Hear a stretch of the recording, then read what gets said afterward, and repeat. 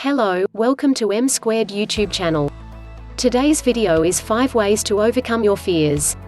According to many psychologists, humans are only born with two innate fears: the fear of falling and the fear of loud noises.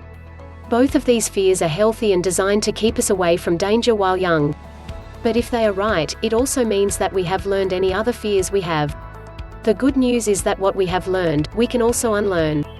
Here are 5 techniques for unlearning your fears.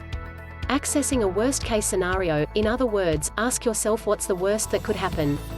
Often we can remind ourselves that the worst that could happen is that everything remains the same, so trying something new wouldn't hurt. Be sure to use vivid descriptions when you access your worst-case scenario. The more vividly we describe situations to ourselves, the more likely our emotions will help us into action. Number 1. Study whatever you fear. We are often most afraid of what we don't know. The more we study a subject, the more we can learn to become less afraid. For example, the thought of being afraid of spiders will seem silly to someone who grew up in Nigeria, where there are no poisonous spiders. However, when that same person moves to Southern California, a place known for 2 poisonous spiders, the black widow and the gray recluse, suddenly, he may be afraid of every spider he couldn't recognize, wondering if it was the infamous gray recluse.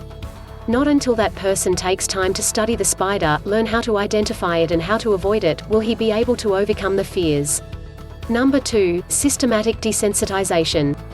This technique requires that you expose yourself to what you fear in small manageable increments until you can manage the fear effectively.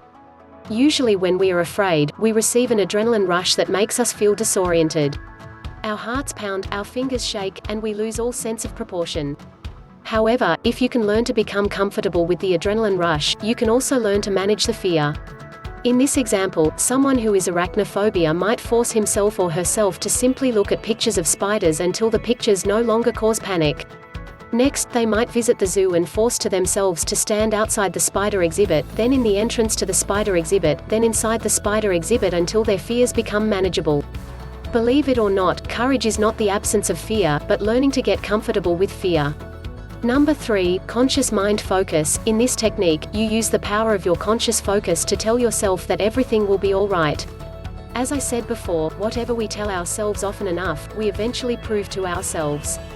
Usually whenever we see something that we fear, our brains immediately begin to remind us of all the reasons for our fears. In conscious mind focus, you take control of your thoughts. So here's the bottom line on fear. The emotion of fear has been traced to a chemical release of adrenaline. Anything new, unfamiliar, or unexpected, whether dangerous or not, causes an adrenaline rush. Thrill seekers and performers have actually become addicted to that chemical rush, but those same chemicals cause panic attacks in others. The same cause, but a different effect. Why? Some psychologists believe that it's our expectation of, and attachment to, a perceived outcome that causes our different reactions to adrenaline. When people believe that others won't like them the way they are, they become afraid to be themselves. When people think that a situation will overpower them and leave them defenseless, then that situation often makes them incapable of action and causes panic. Once people prove to themselves that a situation won't leave them helpless, their panic attacks tend to subside. Thank you for watching. Please subscribe, like and share.